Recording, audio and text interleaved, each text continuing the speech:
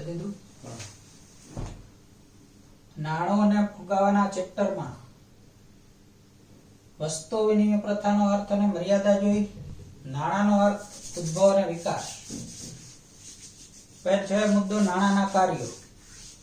નાણાંના કાર્યમાં જોઈએ તો આજના મોટાભાગના અર્થતંત્રો નાણાં આધારિત અર્થતંત્રો છે. આવા અર્થતંત્રમાં નાણાંના કાર્યમાં પહેલું કાર્ય છે વિનિમયનું માધ્યમ તરીકેનું કાર્ય.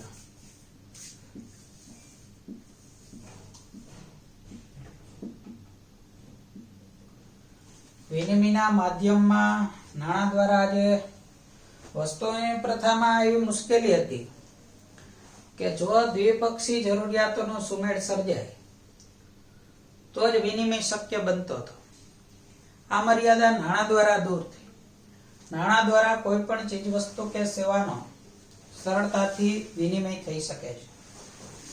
જેમ કે કોઈ ખેડૂત છે અનાજ વેચી નાખે અને બદલામાં નાણાં મેળવે છે.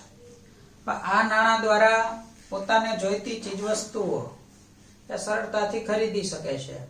એટલે નાણું એ કોઈ પણ વસ્તુ કે સેવાને મેળવવા માટેનો માધ્યમ તરીકે કામ કરે છે. આમ વિનિમયનું કાર્ય નાણાં દ્વારા ખૂબ જ સરળ બની શકે છે. બીજું કાર્ય છે મૂલ્યના સંગ્રાહક તરીકે.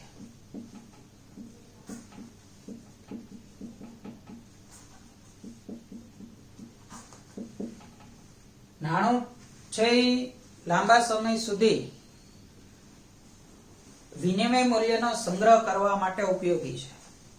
વસ્તુ વિનિમય પ્રથામાં જુદી જુદી વસ્તુઓ સ્વરૂપે આપણે જે નાણું રાખતા, જુદી જુદી વસ્તુઓ સ્વરૂપે જે વિનિમય મૂલ્યનો સંગ્રહ કરતા હતા તો એ લાંબો સમય વસ્તુનો સંગ્રહ કરવો શક્ય ન હતો.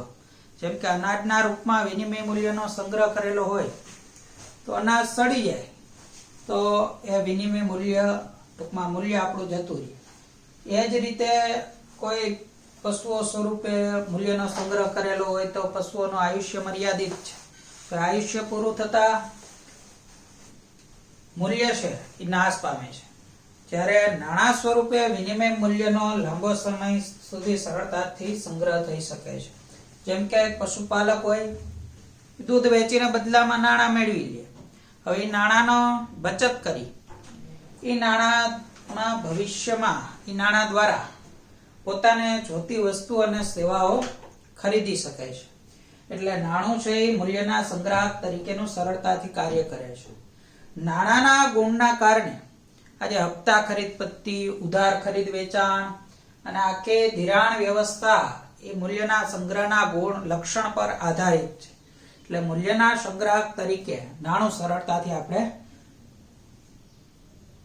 સાચવી શકીએ છીએ. એના દ્વારા અત્યારે સંગ્રહ કરેલું નાણું છે એના દ્વારા ભવિષ્યમાં જોતી ચીજવસ્તુ અને સેવાઓ પ્રાપ્ત કરી શકાય છે. ત્રીજું કાર્ય છે નાણાંનું મૂલ્યના માપદંડ તરીકે.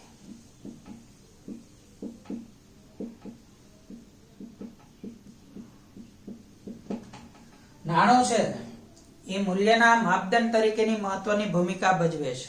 વસ્તુ વિનિમય પ્રથાની મોટી એ મર્યાદા હતી કે એમાં અમુક વસ્તુઓ છે એનો સંગ્રહ કરવાની મુશ્કેલીની સાથે જુદી જુદી વસ્તુ સાથેના જુદા જુદા વિનિમય દરો યાદ રાખવાનું કાર્ય ખૂબ જ મુશ્કેલ હતું.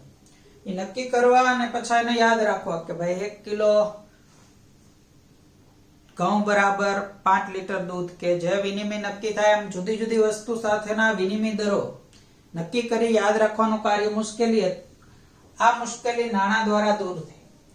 નાણું એ કોઈ પણ ચીજ વસ્તુ કે સેવાના મૂલ્યને માપવા માટેનો સર્વસામાન્ય માપદંડ ગણવામાં આવે છે.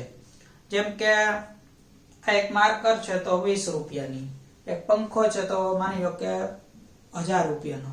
આવી રીતે કોઈ પણ વસ્તુ કે સેવાનું મૂલ્ય નાણાં દ્વારા અંકિત થાય છે અને એના કારણે આજે વસ્તુઓની કિંમતનું અર્થતંત્ર કામ કરે છે. નાણાંમાં મૂલ્યને એક સર્વ સામાન્ય સર્વ સ્વીકૃત માપદંડ છે. એટલે નાણું છે આમ આજના આર્થિક યુગમાં લોકો માટે આશીર્વાદરૂપ સાબિત થાય છે. હવે નાણાં આધારિત સમસ્યા જે છે એ ફુગાવો છે. ફુગાવો એ સામાન્ય ભાષામાં જોઈએ તો ભાવ વધારો, પરંતુ અર્થશાસ્ત્રની પરિભાષામાં ફુગાવા માટે ચોક્કસ અર્થ પ્રયોજવામાં આવે છે. જેમ કે એપી લર્નર એવું કહે છે કે વસ્તુના પુરવઠા કરતા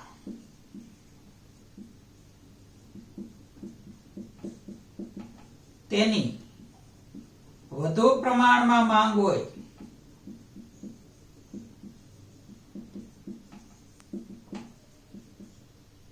તે સ્થિતિને ફુગાવો ગણવામાં આવે છે.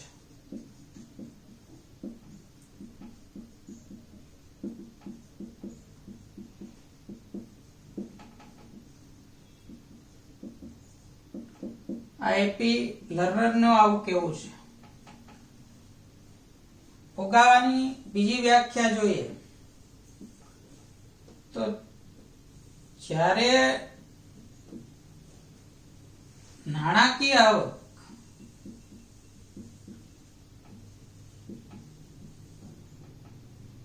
વાસ્તવિક આવક કરતા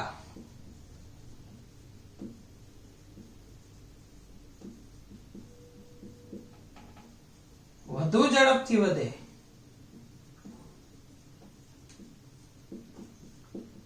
તેને ફુગાવો કહે છે.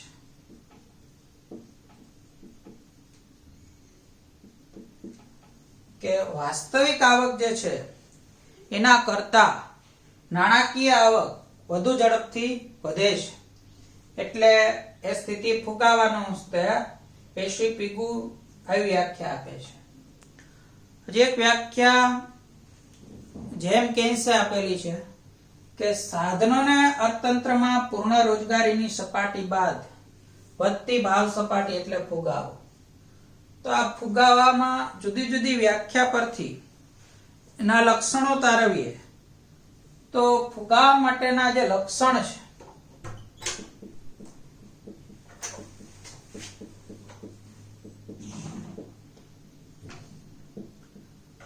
ભાવ સપાટીમાં સતત વધારો થાય છે.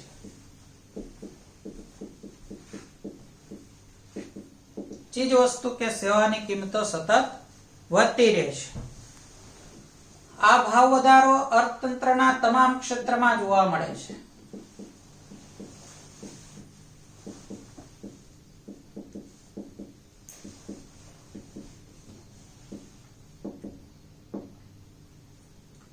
અને ફુગાવાની અંદર નાણાંનું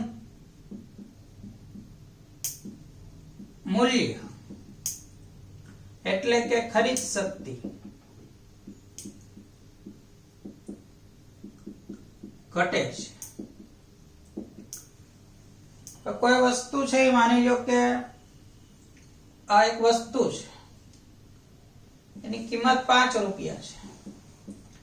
હવે આ જ વસ્તુ છે એની કિંમત છે 10 રૂપિયા છે. તો અહીંયા નાણું સસ્તું થયું ને વસ્તુ મોંઘી થઈ. પેલા 5 રૂપિયામાં એટલી ખરીદ શક્તિ હતી કે આ વસ્તુ ખરીદી શકતા. હવે એ જ વસ્તુ માટે 5 ની જગ્યાએ 10 રૂપિયા ચૂકવવા પડે છે. તો વસ્તુની કિંમત વધી ગઈ પણ નાણું છે એ 5 ની જગ્યાએ 10, એટલે કે નાણાંનું મૂલ્ય ઘટી ગયું. પેલા જે 5 રૂપિયામાં ખરીદ શક્તિ હતી હવે 10 રૂપિયામાં જોવા મળે છે. આમ નાણાંનું મૂલ્ય છે એ સતત ભાવ વધારાની સ્થિતિમાં ઘટે છે. આવા વિકલ્પ તરીકે આઈએમપી મુદ્દો કે નાણાંનું મૂલ્ય ફુગાવાના સંદર્ભમાં અથવા સતત વધતી ભાવ સપાટીમાં નાણાંના મૂલ્યમાં શું ફેરફાર થાય છે? તો સતત વધતી ભાવ સપાટીમાં નાણાંનું મૂલ્ય છે એ ઘટતું જોવા મળે છે. અને ચોથું લક્ષણ ફુગાવાનું આપ્યું છે કે અર્થતંત્રમાં પૂર્ણ રોજગારીની સપાટી બાદ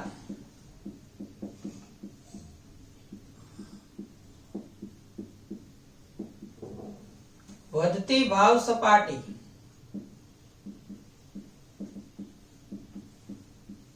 ફુગાવો છે.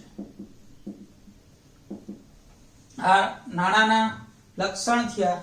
બે ગુણનો મુદ્દો છે કે ફુગાવાના લક્ષણ, તો કે ફુગાવાના લક્ષણમાં જોઈએ તો કે ભાવ સપાટી સતત વધે છે, એટલે કે ચીજ વસ્તુ અને સેવાની કિંમતો સતત વધતી જાય છે. અર્થતંત્રમાં તમામ ક્ષેત્રમાં ભાવ વધે છે, મતલબ તમામ સેવાઓ અને વસ્તુઓ છે એના ભાવ વધે છે. એમ કોઈ એકાદી વસ્તુમાં ભાવ વધારો ફુગાવો નથી. નાણાંનું મૂલ્ય એટલે કે ખરીદ શક્તિ ઘટે છે, કે સતત વધતી ભાવ સપાટીમાં નાણાંની ખરીદ શક્તિ ઘટી જાય છે. અને અર્થતંત્રમાં પૂર્ણ રોજગારીની સપાટી બાદ જો ભાવ સપાટી વધતી હોય તો એ ફુગાવાના સ્થિતિ દર્શાવે છે. હવે છે ફુગાવાના કારણ. 5 ગુણનો એ મુદ્દો છે ફુગાવાના કારણ.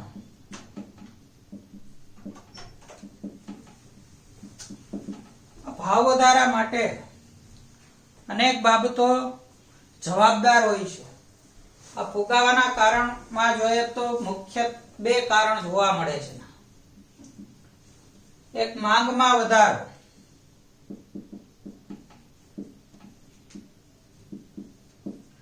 ચીજ વસ્તુઓ અને સેવાઓની માંગ જો સતત વધતી રહે તો, અને બીજી બાજુ વસ્તુનો પુરવઠામાં ખાસ વધારો ન થાય તો એવી સ્થિતિમાં ભાવ વધતા જોવા મળે છે.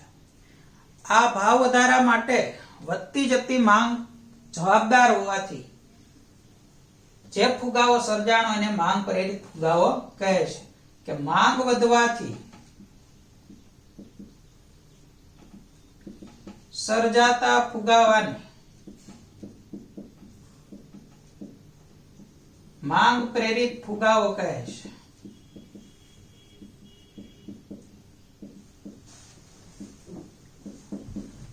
હવે માંગ વધવા માટે અનેક કારણો જવાબદાર હોય છે, જેમ કે નાણાંના પુરવઠામાં વધારો,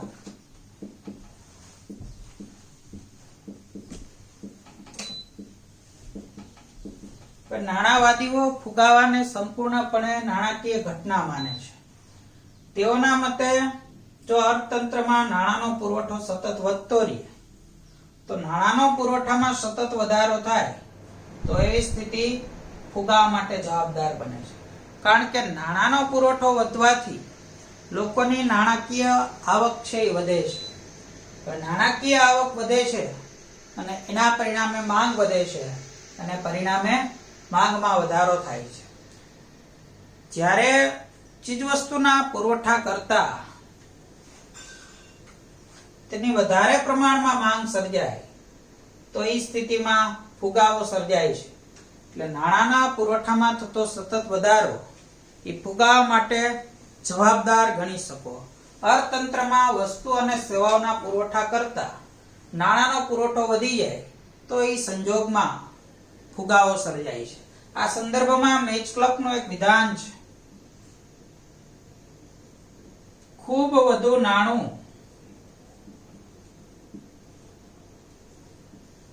ખૂબ ઓછી વસ્તુઓને પકડવા દોડે ત્યારે ફુગાવો સર્જાય છે.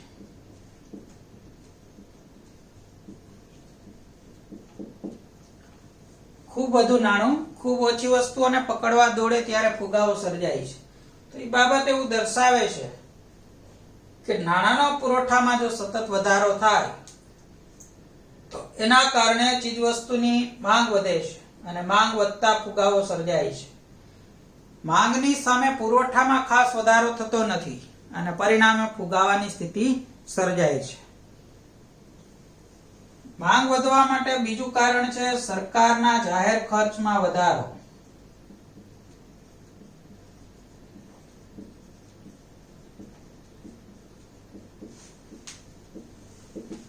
સરકાર છે એ ભારત જેવા દેશમાં અનેક વિકાસલક્ષી કાર્યો કરતી હોય, જેમ કે રસ્તા બનાવવાના કામ, પછી જુદી જુદી કલ્યાણલક્ષી યોજનાઓ ચલાવતા હોય, જેમ કે વૃદ્ધાવસ્થામાં પેન્શન, વિધવાઓને સહાય.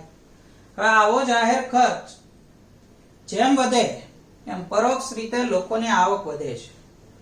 અને લોકોની પરોક્ષ રીતે આવક વધતા ઈ માંગ વધારે છે અને માંગ વધવાના કારણે ફુગાવો સર્જાય છે.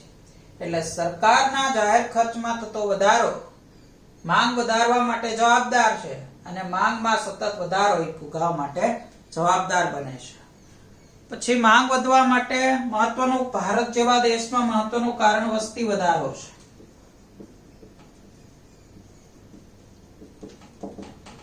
વસ્તીમાં સતત વધારો થાય તો એવા સમયે માંગ વધતા જીવન જરૂરી ચીજવસ્તુઓની ભાવ સપાટી વધતા ફુગાવો થાય છે. ભારતમાં લગભગ 2% દરે વસ્તી વધારો થાય છે. હવે આ ઝડપી વસ્તી વધારાને કારણે જે જીવન જરૂરી ચીજવસ્તુની માંગ વધે છે, એ જીવન જરૂરી ચીજવસ્તુની માંગ વધતા ફુગાવાની સ્થિતિનું નિર્માણ થાય છે. 1951માં ભારતની વસ્તી માત્ર 36.1 કરોડ જેવી હતી, જે 2011માં 121.02 કરોડ થઈ. હવે આટલો ઝડપી વસ્તી વધારાના કારણે જીવન જરૂરી વસ્તુઓની માંગમાં વધારો થાય છે અને એના કારણે ફુગાવો સર્જાય છે. ટૂંકમાં ફુગાવાના કારણ તરીકે માંગ વધારો જવાબદાર છે. અર્થતંત્રમાં કોઈ ચીજવસ્તુ કે સેવાઓની માંગમાં સતત જે વધારો થઈ રહ્યો છે, એ વધારો ફુગાવા માટે જવાબદાર બને છે. ફુગાવાનું બીજું કારણ છે, મુખ્ય કારણ ખર્ચમાં વધારો.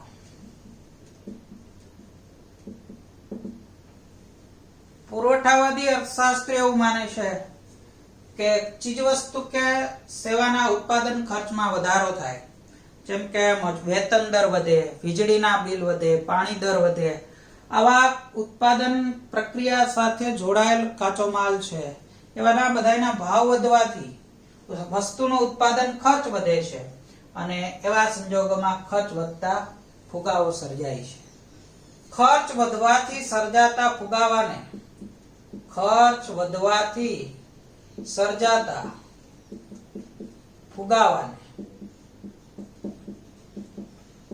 ખર્ચ પ્રેરિત ફુગાવો કહે છે.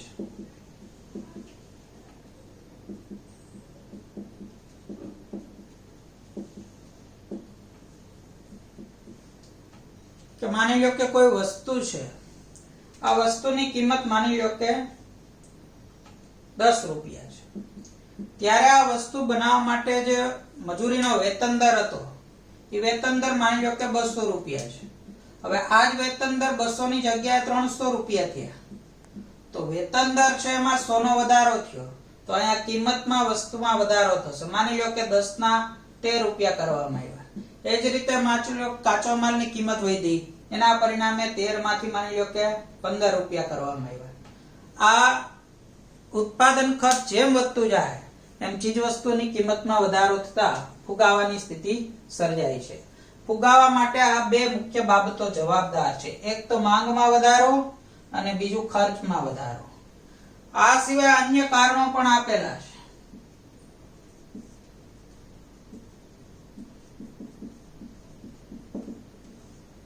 અન્ય કારણમાં જોઈએ તો કરવેરા નીતિ સરકારની.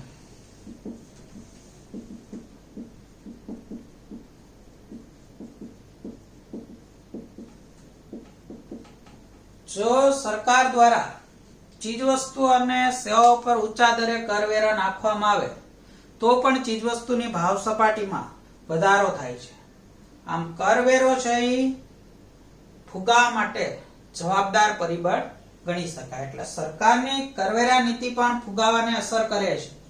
જો સરકાર ચીજવસ્તુ અને સેવાઓ પર નીચા દરે કરવેરાનું પ્રમાણ રાખે તો ફુગાવાની સ્થિતિ સર્જાતી નથી, પણ જો ચીજવસ્તુ કે સેવાઓ પર ઊંચા દરે કરવેરા નાખવામાં આવે તો એના કારણે ભાવ સપાટીમાં વધારો થાય છે. બીજું કારણ છે આયાતી વસ્તુની કિંમતમાં વધારો.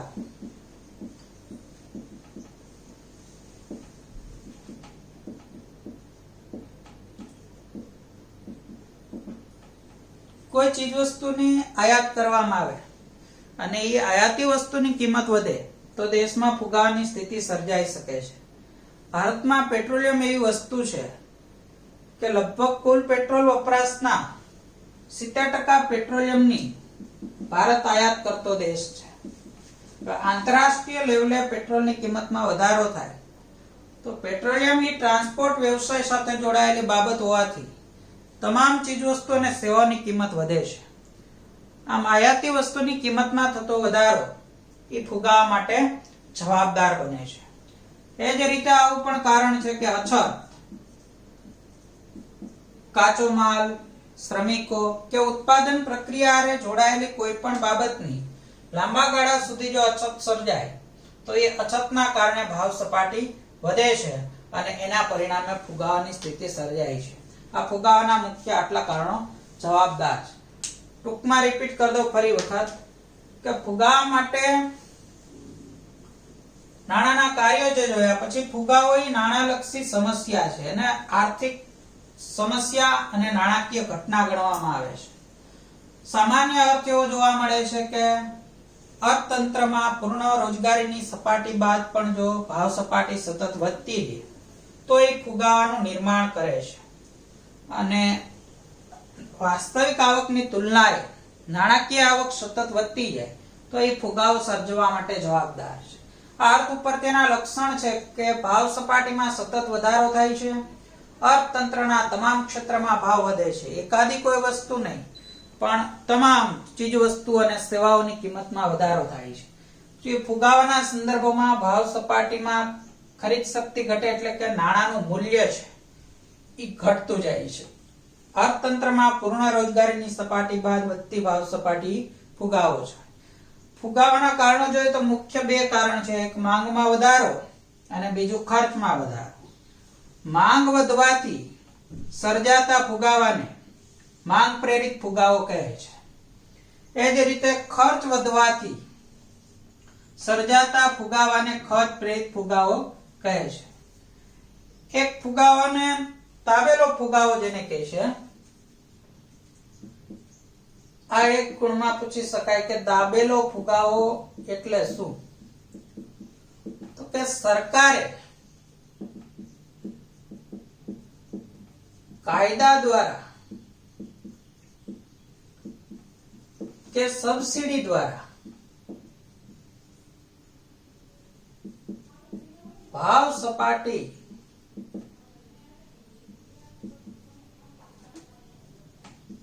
પર અંકુશ રાખેલો હોય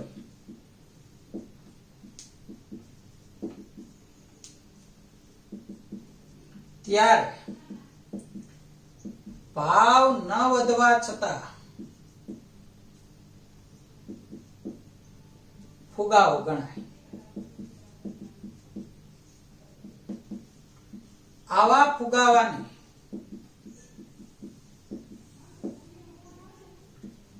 દાબેલો ફુગાવો કહે છે.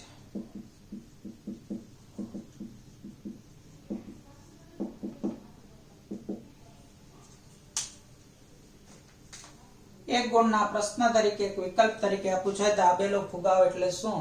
તો કે સરકારે કાયદા અથવા સબસિડી દ્વારા ભાવ સપાટીને અંકુશમાં રાખેલી હોય એટલે કે દબાવી દીધેલી હોય એવા સંજોગોમાં ભલે ભાવ વધતા નથી દેખાતા છતાંય ફુગાવો ગણી શકાય. માની લો કે કોઈ એક વસ્તુ છે, આની બજાર કિંમત માની લો કે 5000 રૂપિયા છે. સરકાર આ વસ્તુમાં 3000 રૂપિયા પોતાના તરફથી ચૂકવે છે તો 3000 રૂપિયા એ સબસિડી થઈ. 3000 બાદ કરીએ તો આ વસ્તુ ગ્રાહકોને 2000 રૂપિયા મળે. તો એનો અર્થ એવો નથી કે વસ્તુ 2000 ની છે, વસ્તુ ખરેખર 5000 ની જ છે. તો 3000 ગ્રાહક વતી સરકાર ચૂકવે છે એટલે કે 3000 એમાં સબસિડી છે. તો આવી સ્થિતિમાં પણ વસ્તુની કિંમત 2000 નહીં ગણતા 5000 ગણી શકાય.